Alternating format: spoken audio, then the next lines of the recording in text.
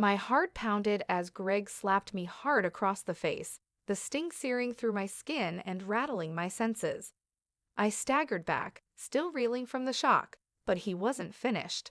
In one swift motion, he grabbed a bucket of paint left in the hallway from a recent project and dumped it over my head. The cold, thick paint cascaded down my face, into my hair, and soaked my clothes. I stood there, drenched, as a mix of humiliation and fury built within me. Greg's twisted smile told me he was reveling in my helplessness. My name is Clara, and I'm 43 years old. For years, I've been obsessed with Spanish soap operas, especially the ones with plots packed with betrayal and deceit.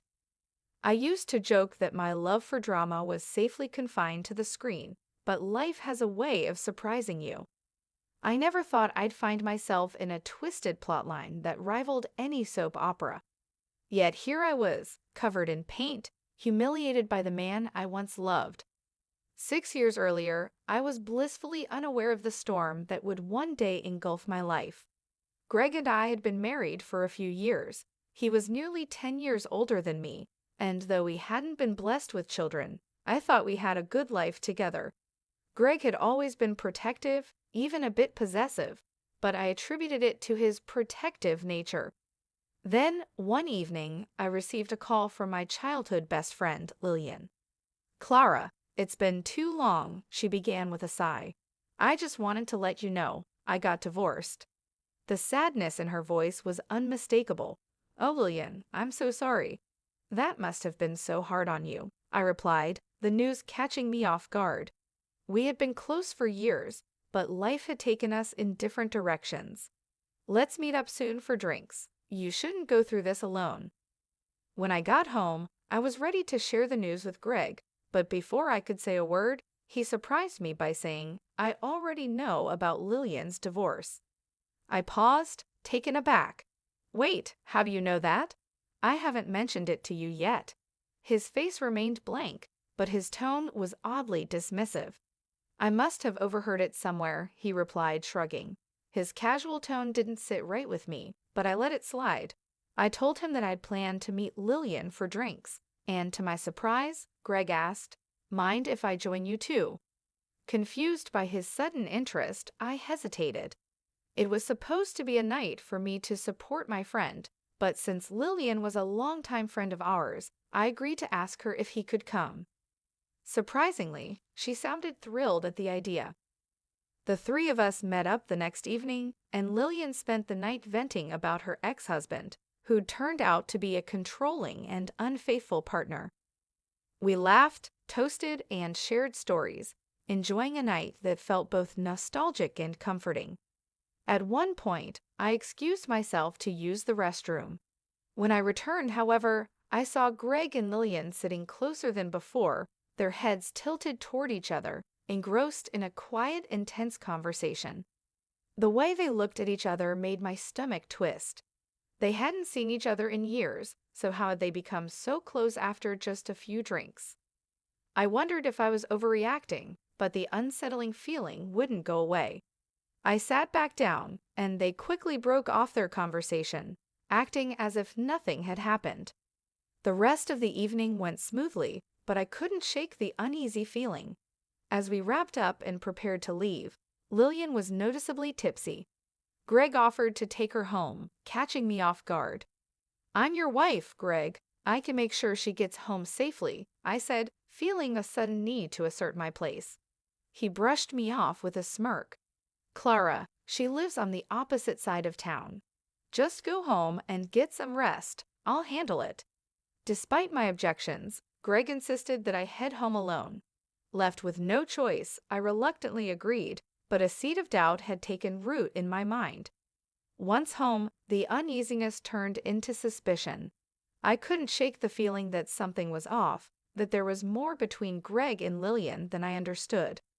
After pacing the living room for an hour, I made a decision. Driven by instinct, I entered Greg's study, a room he guarded fiercely. This was a private space where he kept his work files and personal belongings, but I couldn't stop myself from searching through it.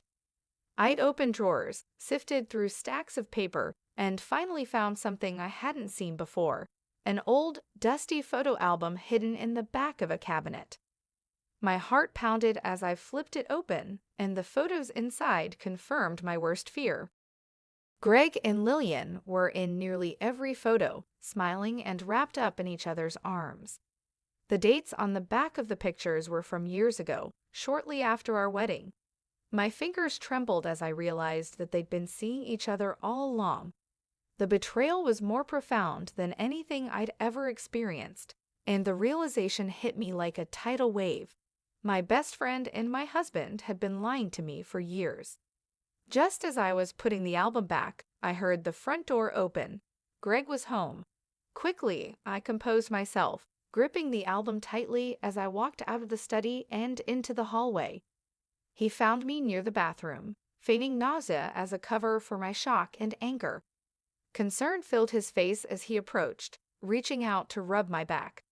"Oh, are you throwing up?" he asked, his voice soft. "Don't touch me," I snapped, the bitterness barely contained in my voice. He looked confused until I raised the album, holding it up as a silent accusation. Care to explain this? His face drained of color. For a moment, he was speechless. Then, after what felt like an eternity, he shrugged and muttered, "Fine. I cheated, Clara. I know it was wrong, and I'm sorry." But there was no remorse in his voice, no regret. His coldness was like a second slap. "How could you?" I whispered, my voice cracking. "You and Lillian? After everything we've shared, everything I thought we had." He looked at me, an odd calm in his eyes. "Lillian and I, we're soulmates, Clara. We were both trapped in the wrong relationships, and I made a mistake marrying you." I stared at him, hardly able to believe my ears. "Soulmates?" I echoed, disbelief lacing my words. "Is that what you call betraying your wife and sneaking around with my best friend?" He crossed his arms, his arrogance glaringly evident. "Our souls are aligned, Clara. I made a mistake marrying you. We aren't compatible. Our vibrations, they're off." A bitter laugh escaped me. "Vibrations? Are you serious? You betrayed me and lied to me, and now you're justifying it with spiritual nonsense." He shrugged, not even flinching. "You wouldn't understand. You're too oblivious to my needs." Before I could respond, his face twisted with frustration. Then, without warning, he raised his hand again and slapped me hard across the face, sending me stumbling backward. My cheek throbbed as I steadied myself, but he didn't stop. He grabbed the bucket of paint from the hallway, and, before I could react, he poured its contents over my head. I stood there soaked, feeling the weight of betrayal and humiliation crush me. Greg looked at me with a smug satisfaction, as if he had proven some point. Wiping the paint from my eyes, I found a calmness within myself that surprised even me. "You have no idea what you've done, Greg," I whispered, a promise of retribution clear in my tone. He merely smirked and walked away, brushing off my words as if they were nothing. Once he was out of sight, I forced myself to take a deep breath. I grabbed a towel and began cleaning myself up, feeling my anger harden into resolve. I knew I couldn't let this humiliation slide. I couldn't let him win. After cleaning up, I went straight back to his study. I already suspected he might be hiding more secrets, and now I was determined to uncover them all. I rummaged through his drawers and shelves until I found what I was looking for: bank statements, receipts, and financial records that painted a disturbing picture. Greg had been secretly funneling thousands of dollars into a private account I'd never seen before, likely to support his life with Lillian. The betrayal cut deeper than I thought possible. He hadn't just cheated on me emotionally, he had stolen from me financially as well. I photographed every document, carefully putting everything back where I found it. If he wanted to walk away, I would make sure it cost him dearly. Over the next few days, I quietly began preparing myself. I hired an attorney who specialized in family law, sharing every sordid detail, from the affair to the assault and financial deceit. She assured me that I had a strong case for both a divorce and significant compensation. Meanwhile, I continued to act as though nothing had happened. Greg carried on with his arrogance, unaware that I was systematically dismantling the comfortable life he had built on lies. The satisfaction of knowing what was coming kept me calm and focused, and for the first time in weeks, I felt a sense of control. A week later, Greg came home late from yet another night with Lillian, carrying himself with the same smug confidence that had enraged me since the night of the paint incident. I waited until he was seated, then calmly placed a stack of legal documents on the table in front of him. "What's this?" he asked, looking confused. "It's the end of this sham of a marriage," I replied, my voice as cool as ice. "You lied to me, betrayed me, and stole from me. Now you're going to pay for it." The color drained from Greg's face as he looked at the stack of documents. His mouth opened slightly as he started flipping through them, realizing I wasn't bluffing. The papers included every detail: evidence of his financial theft, records of his affair with Lillian, and the lawsuit I had filed seeking compensation for both physical assault and emotional abuse. He looked back up at me, stammering, "Clara, you don't need to do this. We can work this out." I shook my head, feeling not a shred of sympathy for him. "When you slapped me and poured paint over my head, you crossed a line, Greg. There's no going back now." His arrogance seemed to falter, his confidence replaced with a look of desperation. "Please, Clara, this can't end like this. You don't understand. Things aren't as simple as they seem." "Oh, I understand perfectly," I replied coldly.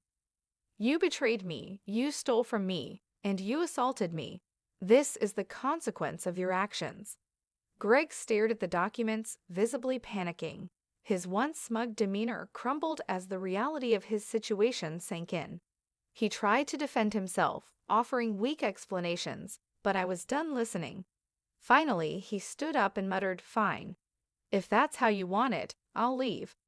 Watching him gather his things, I felt a mix of relief and exhaustion. Once he was gone, the house fell into a profound silence. For the first time in years, I felt a sense of peace settle over me, but I wasn't done yet. My attorney had advised me to follow through with a formal case, which would not only finalize the divorce, but also ensure that Greg paid for the harm he had caused.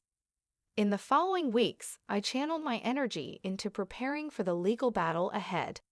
My attorney was a powerhouse. She reviewed every detail of Greg's financial misconduct, documenting each misstep and lie. Together, we built a strong case, piece by piece, ensuring that Greg would be held accountable.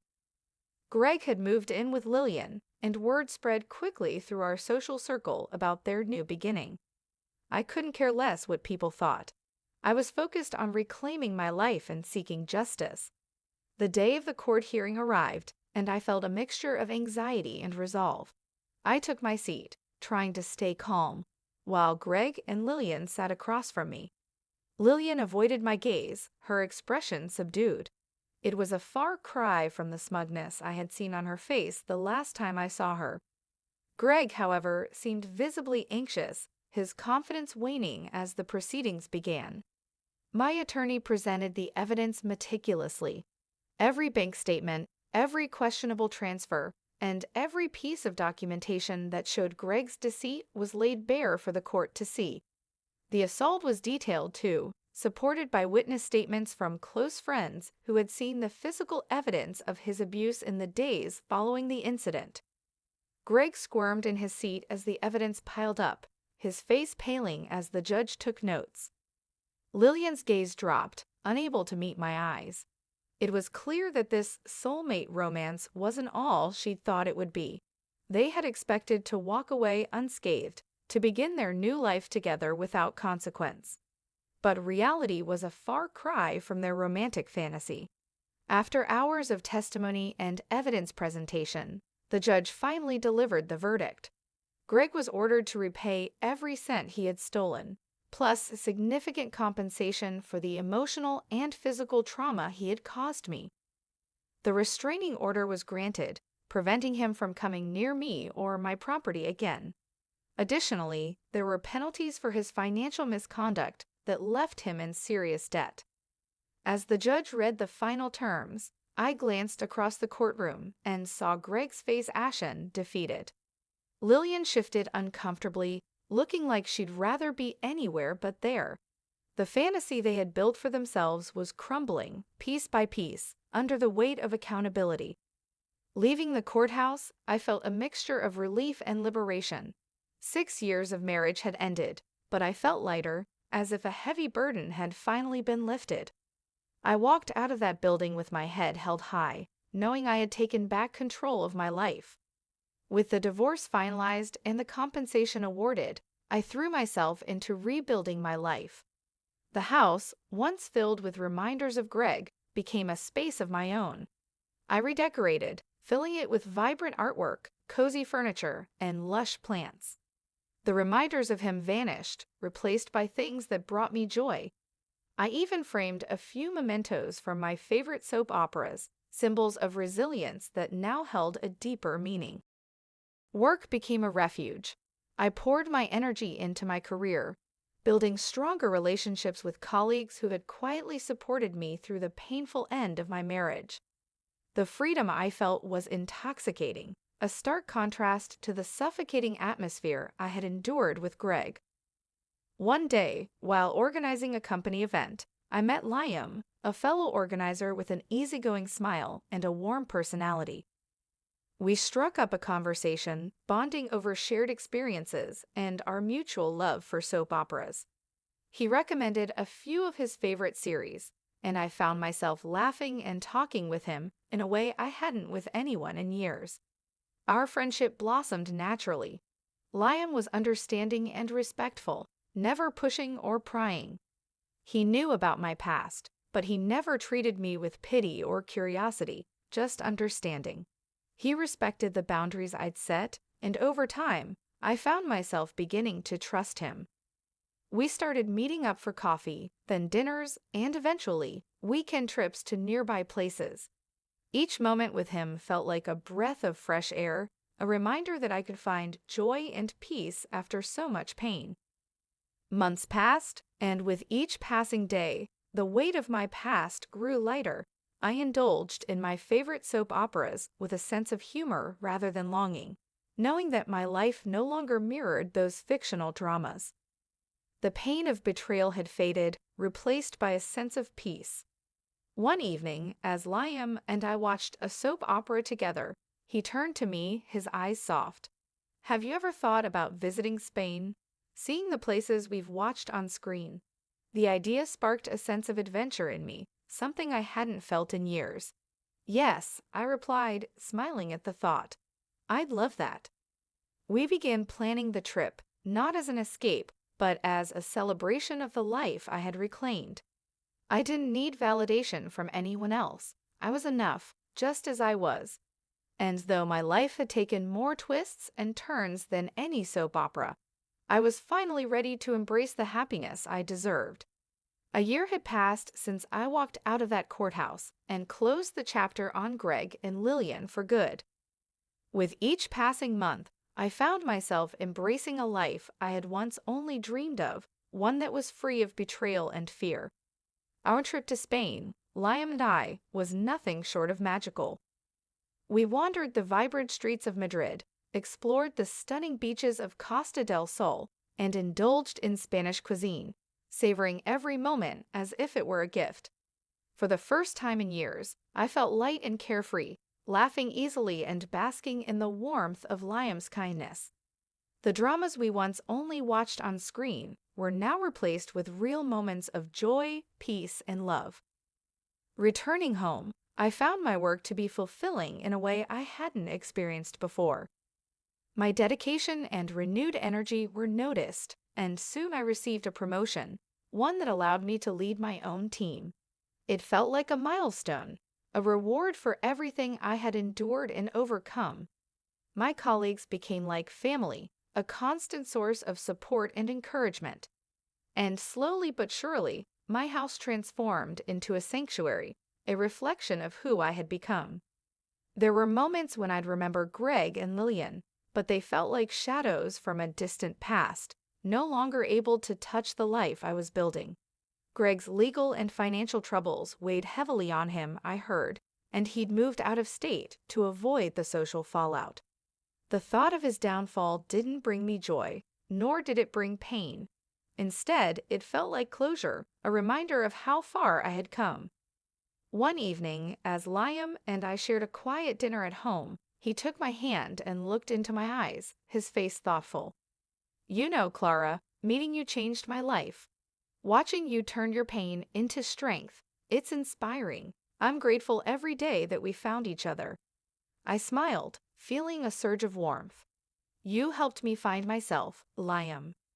You gave me the space to heal and the courage to dream again. I'm grateful too."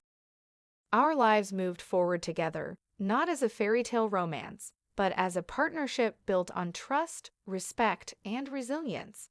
There were no grandiose words, no promises of perfection, just an understanding that we'd stand by each other through whatever life brought our way. On the anniversary of my divorce, I raised a glass with Liam, toasting not to revenge or bitterness, but to freedom and happiness. That night, I wrote a letter to my past self, a woman who had endured betrayal, who had been humiliated and hurt, but who had found the strength to rise again. I promised her that I would never lose sight of the strength that had carried her through the darkest days. And as I looked around my home, filled with light, laughter, and love, I knew I had found something far more valuable than anything Greg had taken from me. I had found myself. If you enjoyed this story, don't forget to like, comment, and subscribe for more stories of resilience, empowerment, and fresh beginnings. Share your thoughts below, and stay tuned for more captivating tales of courage and healing.